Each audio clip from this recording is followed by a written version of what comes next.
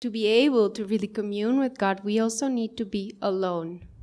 Now, for me, realizing that was a big thing because I didn't like to be alone. Really, I was quite afraid of being alone. It made me feel down. But somebody realized you cannot run after people to keep you company all the time because you give your happiness away. So you need to learn to be alone. And once I realized that when I go within and I really ask for God's presence and I can really feel Him, I never have to be alone again. Because even if we're with friends, there is still a separation of the body. We can never get any closer than that. We can, kind of push against each other, but it's never going to get any closer. But with God, He's within us, and He's always within us. So being alone and attuning ourselves to the divine is also a cure. It's the only cure of loneliness. So we want to take God also, being alone with God is a beautiful thing, but we cannot always be alone. So we always also have to take Him within our lives, minute by minute by minute. Ananda said the minutes are more important than the years. So we want to take Him also in the small activities that we do. One advice that a teacher in Assisi said was, you can open your wardrobe and say, God, what shall we wear today? Or you go into the kitchen and, okay, what shall we have for breakfast today? And include God in also the small things. And if you include Him in every small thing, He's always there.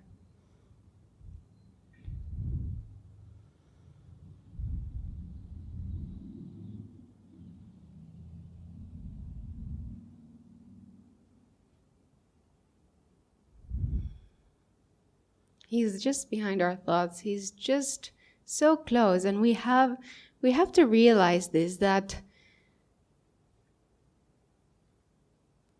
attracting Him, it will bring us so much joy, so much joy.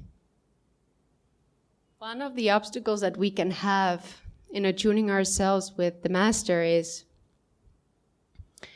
when we don't open ourselves, or we don't dare to open ourselves.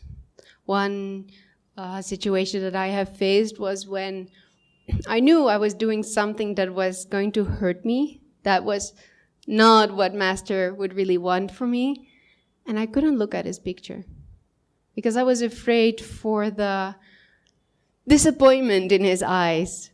So I was just kind of, I have his picture in my room everywhere, so it was kind of difficult to avoid it, but I tried. And I realized that the mistakes that I was making, okay, you make mistakes, but closing myself for my guru was actually a bigger mistake. Because if you close yourself for the guru, he cannot enter anymore. He cannot help us anymore. And one of the things that helped me was something that Nayaswami Asha said in one of her lectures. She said she had a very difficult obstacle in her life to overcome, and it was so strong that she didn't really want to overcome it. So what she said was, I prayed to Master, help me to want to overcome this. And I said, even that was too much. She said, and then I went, help me to want to overcome this obstacle. And that's how we can do it. If we feel that this ego has a very strong hold on us, and if this karmic thing that comes up, is so strong that we are not ready to overcome it yet, then ask at least to help us to want to overcome it, or to want to overcome it, as she said. So keeping a little door open for the Master to come in and help us, to bring us at least one step ahead of where we are. And one of the beautiful things is when you take God into your daily life, in the little things, you will see that you're not only more living by the divine will, but you're also inviting His consciousness. It's not just that you're imagining that Master's with you and you're having a nice conversation, which might be a very enjoyable experience, but it's mostly His consciousness that you want to invite, that bliss, the joy, the self-giving, the divine love wisdom. Because that's your true reality, but you've forgotten it. And by inviting him in his consciousness, you draw yourself closer to that, and you start to realize that that is also you. So I wanted to finish with one small thing, just a funny story. When I was practicing including master in my daily activities, I was working on the Ananda India website, and I was making a page about Yogananda. And I had to choose a color, and I thought, well, Yogananda, he wears, the ochre robe, so prominently I'll use the color ochre or orange. But it really did not work. It didn't look all that good. So I asked Master, okay, Master, what do you think? What do you want? And I got green. Like, green? This is not what I had expected at all. And then Hezequiel came sitting next to me. And I said, what do you think? What kind of color could work? And he was a little bit scared. He said, maybe green? I had not said anything. Okay, Master. So I put it, and it looked perfect. And isn't that beautiful? We ask something comes that we totally not expected, and it works perfectly. But the most important thing of all is to open our hearts. Love him. Try to put love for him in everything you do, in every thought you think. Try to see him everywhere in everyone, because to a loving and open heart, God rushes in. So I want to finish with one beautiful prayer from Whispers from Eternity.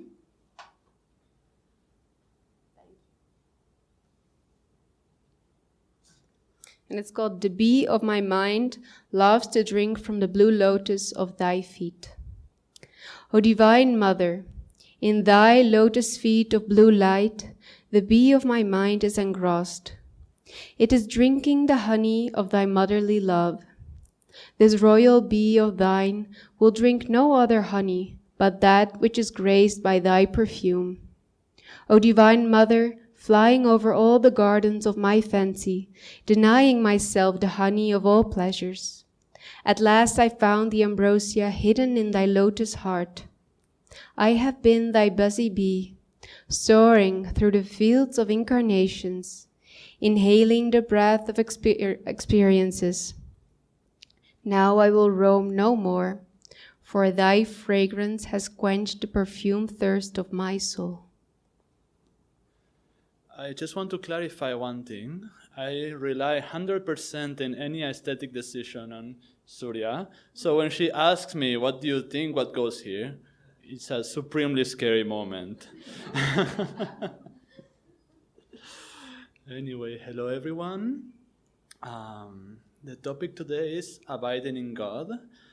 And, since we are two, I thought it would be nice for me to focus. I want to focus very particularly on one little thing to which I will get. But the nice thing, because abiding in God is such a huge topic, isn't it? It's not only the goal that we all aspire to, all of our techniques, everything of our teachings lead to that. It's also the way to do it, right? We need to practice the presence of God in order to feel and live in that presence all the time.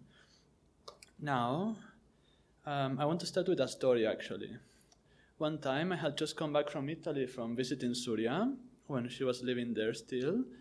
And I would usually go to Italy from Gurgaon and come back to Gurgaon for a few days. And then Pretty Auntie, which some of you may know, had a basement, which was a completely independent room, which was really nice. I could be by myself, do everything. But it was summer in Gurgaon. It didn't have a lot of light, so it was always this artificial light that I was getting. It was a basement, and I had to have the AC on all the time, which for me, it feels very artificial. I don't like it. And I was also jet lagged. It was horrible. And I was feeling very bad, completely uninspired. I would sit down to meditate, whether I sat for 30 minutes or whether I sat for 2 hours, it was the same. The whole time, I could sit there for 2 hours, and all the time, all I wanted to do is go away and do something fun. I would sit, but it was... I would do my best, but it wasn't quite working out. And what happened then is that I thought, I was reading one book which she had lent me called Practicing the Presence of God by Brother Lawrence. And I had this idea, okay, let me do this one thing. I'll put my phone, a little alarm to sound every half hour. No, even was 1 hour back then. As little as once every hour. And when that comes, I will just stop everything I'm doing and I will center myself, think of Master, do something nice like that for 1 minute. And I was really amazed that within the first day itself, I was feeling completely uplifted. I could feel Master's presence all the time, and it was very beautiful. But then I thought, well, how do I know I can trust this, right? Because we human beings are very, very experts in hypnotizing ourselves, deceiving ourselves, of believing something that's completely wacky. How many visions of Babaji have there been? I don't know. But everybody has seen Babaji. So I had this doubt. So this doubt started growing in my mind. And at some point I had a phone call with a friend of mine who was going through a difficult period. And so we were talking. Maybe we spoke for 15, 20 minutes. And then my alarm sounded. So I was like, I couldn't break my resolution, so I thought, okay, can you please give him 1 minute? I'll be right back. So for 1 minute, I put the phone down and I thought of Master, etc., etc. I came back to the phone, and this friend said, while you were gone, I felt Master's presence. And then suddenly I was feeling quite all right. I'm not being bothered anymore. So then I knew this had been a true experience. Now, I wish the story ended with, then I lived happily ever after.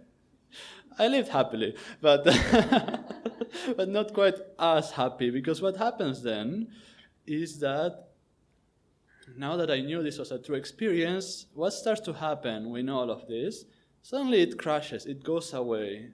Everybody has lived through this, and there are different reasons why this happens. One, at least from my own experience, maybe expectations. Now that you know this works, you kind of do it because you expect some result. That's already wrong. Maybe after you get into the habit of doing this, it's become just a habit and it becomes automatic. Maybe there's some little self-satisfaction in this, and the ego comes in and the doors to the grace go away.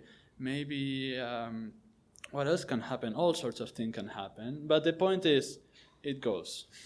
It goes.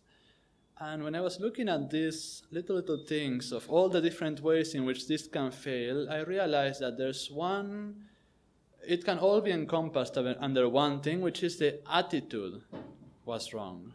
Now, my thoughts are very much on attitude because our Friday, we gave a discipleship class, and this was a topic, so I'm sorry, Anirudh. This will be a little, it will be a little bit of similar thoughts, but I enjoyed it, so I thought I'll think more about this. Where else Oh yeah, the attitude was wrong. Now, something very interesting is that when we teach meditation, we teach that we must serve. And everything we teach, again, the underlying principle is we have to have the right attitude. Service that is with the wrong attitude is not service, it's work, right? A meditation without the right attitude can give us ego. Even when we give all sorts of classes, we have to make the money with the right attitude. We have to sit in the couch with the right attitude. Let's say I go back home and I'm completely busted now and I just collapse on the couch. That in itself is an affirmation of weakness. It's an affirmation of exhaustion. So we need a little bit of discipline, you could say. We need to have the right attitude. Surya was saying that practicing the presence of God is something you practice minute by minute in your life, and so is developing the right attitude. Because when we have the right attitude, not only will we be able to hold on to our hold on is a bad word, because that's another one of the problems that happen when we have an experience. We try to hold it, and then we cannot. But for the sake of expressing myself, to hold on to that experience, we won't be able to unless our attitude is right. And also having the right attitude will bring about this blissful presence. Attitude, then again, it's again a very, very huge topic. So I wanted to make it even more specific and talk about something which has touched me very much, which is gratitude. Gratitude. And we need to be grateful in life. We need to be grateful to life, to other people, to God especially. Now, why I like this gratitude is because it, at least, from practice, I can say this. Now, I'm sure every other good attitude we may have will have a similar effect, but Swami Kriya Ananda has said that finding truth is like, this is the famous frozen lake of Swamiji. If you have a lake that is frozen, completely covered on ice, what do you do to get to the water in the bottom? You don't go chipping one little chip here, one little chip there, and you walk 10 more meters with chip again, which is, maybe we work on this little thing, on this little thing. We work on many, many little things, a little bit, or we can work on one thing very deeply, and which is like drilling on the surface of the ice, and therefore reaching the water very easily, like a laser, very focused. So, gratitude. What I like about gratitude is that it really develops a lot of other qualities. For example, it develops humility.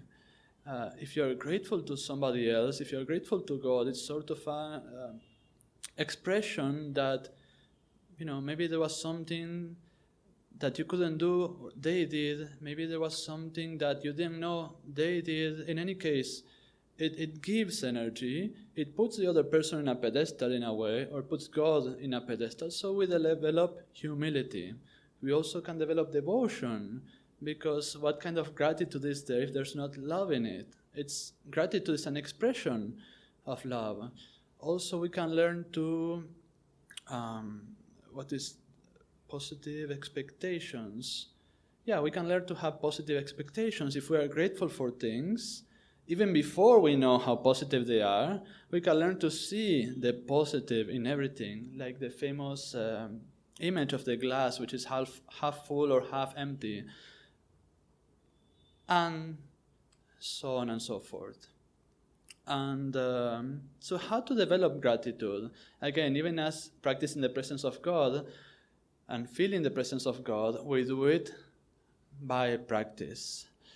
And something very interesting that I read from Swamiji, and upon reflection, it becomes very true, is that the right attitude and also gratitude is, it feels like it's an effect, right? It feels like, something happened, and I'm grateful for that.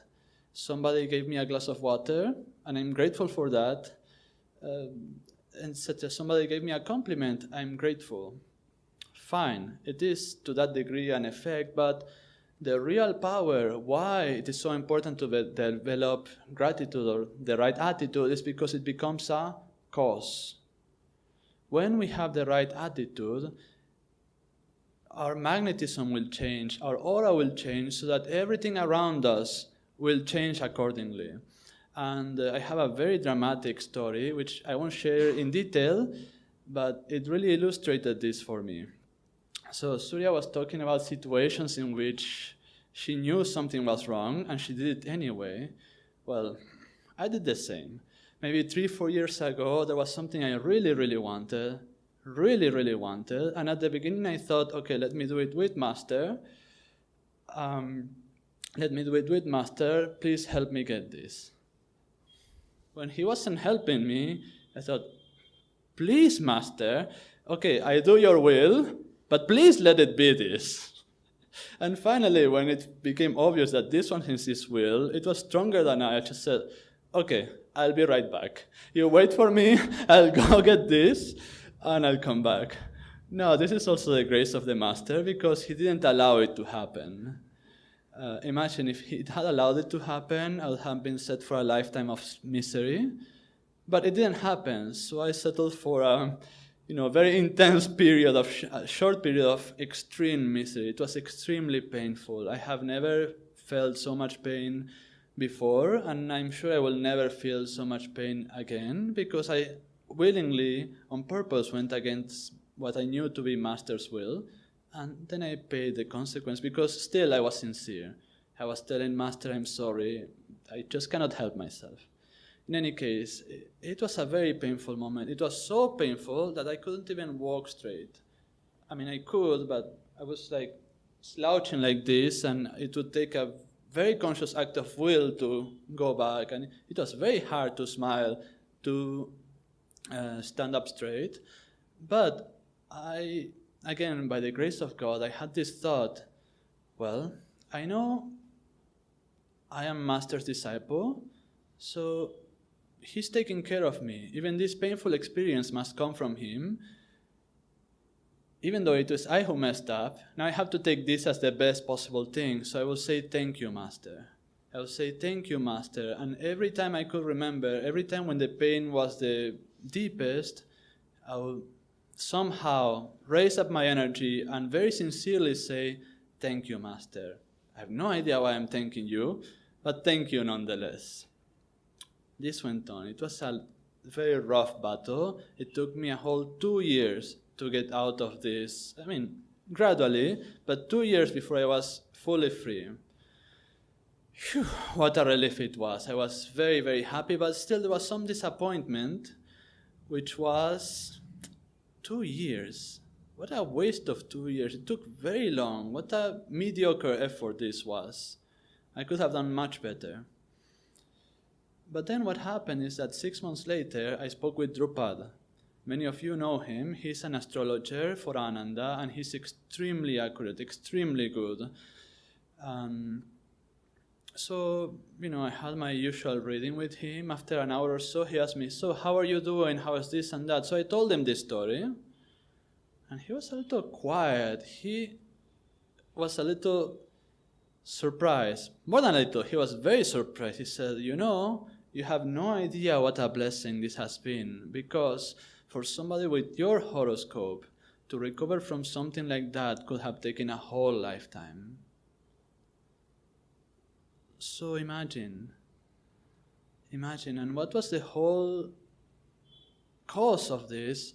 It wasn't my meditation necessarily, it wasn't my service necessarily, but it was this attitude which I had very strongly worked to develop, which was lifting my energy of gratitude. That is what opened me to the blessings, to the grace of the Master, so that karma, intense as it was, could be blown away.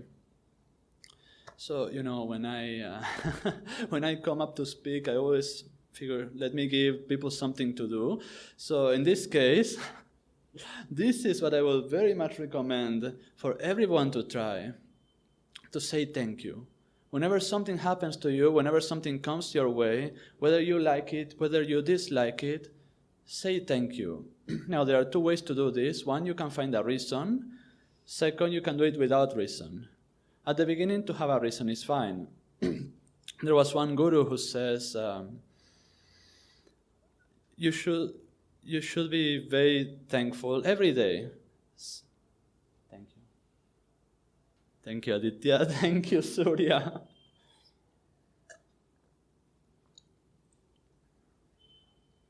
Think about it. Every day you wake up, and hundreds of thousands of people have not woken up because they have passed away in one single day. You're not one of them. Say thank you straight away. Now, of these 100,000 people, they at least had 10 or 15 family members, people who cared for him. So that's millions of people who are now in sorrow. They have lost somebody very close to them. And again, you're not one of those. So say thank you again. So see, there's always some reason to be grateful for. And that's a good sort of training to begin with. That's a stepping stone.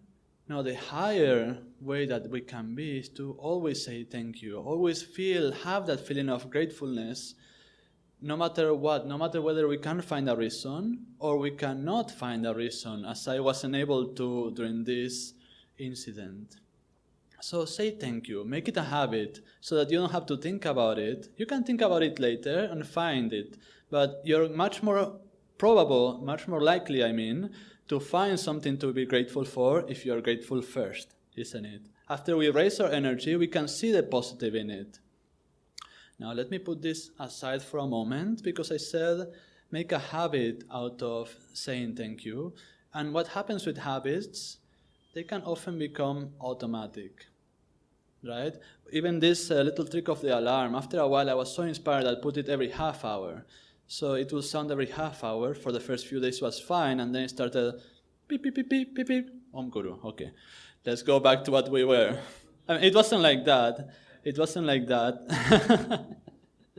But it becomes a little automatic. Our kriyas can become automatic, our hong so. We can spend a whole hour and a half doing 108 kriyas, and then remember maybe doing one or two of them because our mind was somewhere over there. It can happen.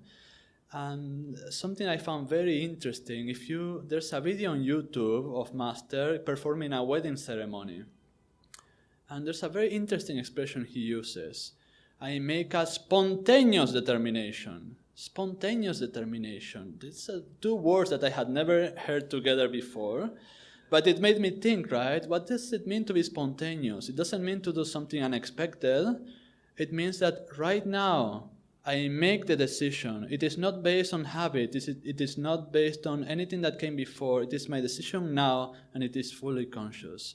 So that is the way which I recommend. Always say, thank you. That will raise your energy and invite the presence of the Masters. The topic is abiding in God. If you keep through gratitude, we can open ourselves to Him by visualizing Him and the spiritual eye. And every time something happens, He is right there. Then He will be always in our thoughts. He will be always in our hearts. And then it doesn't become a matter of practicing the presence of God anymore, because you'll be living with the presence of God. Om Guru.